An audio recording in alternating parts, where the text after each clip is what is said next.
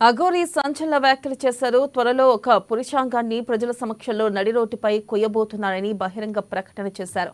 కుంభమేళ తర్వాత తన కార్యాచరణ మరింత ఉధృతం చేస్తానని ప్రభుత్వానికి హెచ్చరించారు. హిందూ దేవాలయాలపై, మహిళలపై, గోవులపై దాడి చేస్తున్న వారిని కఠినంగా శిక్షించుకుంటే తాండవం చేసి ఆత్మార్పణ చేసుకుంటానని అఘోరి తెలిపారు. చైతన్యపురిలోని మొగుళ్లపల్లి ఉపేందర్ గుప్తా కార్యాలయానికి విచ్చేసిన అఘోరి ఉపేందర్ గుప్తా చేస్తున్న సేవా కార్యక్రమాలు నచ్చి కలవడానికి వచ్చానని తెలిపారు.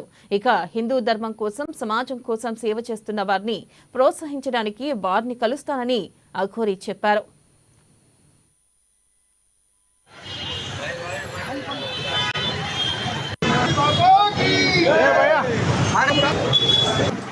అందరు బాగున్నారా? ఇంకా ఇగో మా స్వామి చేసినట్టు ఇంకా మీరు సేవలు చేయాలి. అందరం కలిసికట్టుగా ఎంతో సేవ చేశారు. కళ్యాణం చేపించారు, బీద వాళ్ళని చదివిస్తున్నారు. అలా నేను తెలుసుకొని మరీ నేనే వచ్చాను ఇక్కడికి.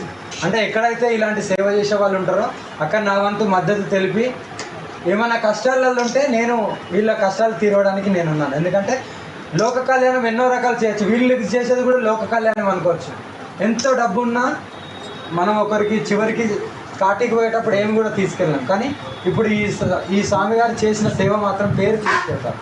అది అలా ఇలాంటి వాళ్ళు ఇంకెంతమంది ఉన్నా సరే వాళ్ళందరి దగ్గరికి వెళ్ళి నా వంతు నేను ప్రోత్సహించి వాళ్ళకి ఏదైనా కష్టం ఉంటే వాళ్ళ కూతురులా వాళ్ళ బిడ్డలాగా నేను ఎప్పుడు వెన్నంటూ ఉంటాను. అందరు బాగున్నారా?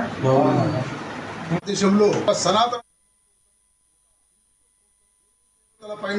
పైన జరుగుతున్నటువంటి మన కూల్చడం గాని మరియు బాలికల పైన అత్యాచారాలు గాని పోవద చేసేటువంటి వారికి హెచ్చరికగా మన తెలంగాణలో విస్తృతంగా పర్యటిస్తూ మన హిందూ జాతి అంతా మేల్కొల్పుతుంది. ఇలాంటి ఒక ధర్మకర్త దేవదూత మన దగ్గరికి వచ్చి మనల్ని ఇంకా మేల్కొల్పుతుందంటే మనం ఇంకా మేల్కోకపోతే అది మన తప్పుగా భావించాలి. గతంలో మన తెలంగాణలో 6 దేవాలయాలలో విధ్వంసాలు జరిగినాయి. ఇప్పటికి కూడా ప్రభుత్వం గాని ప్రజలు గాని స్పందించిన దాఖలాలు లేవు. కాబట్టి దయచేసి మనము మన ధర్మాన్ని అభివృద్ధి చేసుకోకుండా పర్లేదు, మన ధర్మాన్ని కాపాడుకుంటే చాలు. ఎందుకంటే అన్ని మతాల లెక్క మన మతము విస్తృతపరచుకునే అవకాశం మనకు అవసరం లేదు. మన మతము చాలా పెద్దది. హిందూ దేశంలో భారతదేశంలో పుణ్యభూమి, కర్మభూమి, యోగ భూమి మరియు యుద్ధ భూమి. ఇలాంటి పుణ్యమైన భూమిలో మనం జన్మించడం అనేది మన పూర్వజన్మ సుకృతంగా భావించి ఇలాంటి అఘోరీలు వాళ్ళ జీవితాన్ని త్యజించి దైవ చింతనతోటి, ఆధ్యాత్మిక చింతనతోటి మనకు ఈ హిందుత్వ ధర్మాన్ని నేర్పుతూ, సనాతన ధర్మాన్ని నేర్పుతూ, దేవీ దేవతలను కాపాడుతూ మనకు ఒక రక్షణగా నిలుస్తున్నారు. కాబట్టి మనం కూడా మన అమ్మవారికి